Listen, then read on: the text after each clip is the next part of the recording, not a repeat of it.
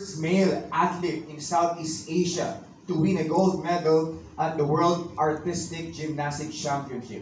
Let's all welcome Carlos Yulo. And together with him, his beloved girlfriend, Chloe Angele San Jose. Give them a round of applause. All right.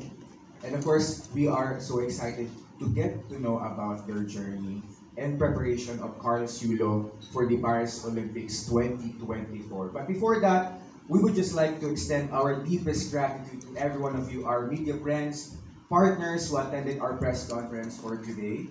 I know it's very long list, but hi there, everyone, friends. Hi. Media friends, hi. Hello. Hello. Thank you for coming. Thank you for coming. And I'd like to also to invite our company presidents to give their opening remarks. President of Total Game Zone Extreme Incorporated, Sir Rafael Jasper Vicencio, and the President of DigiPlus Interactive Corporation, Sir Andy Chu. Sir Jasper, please come and join me.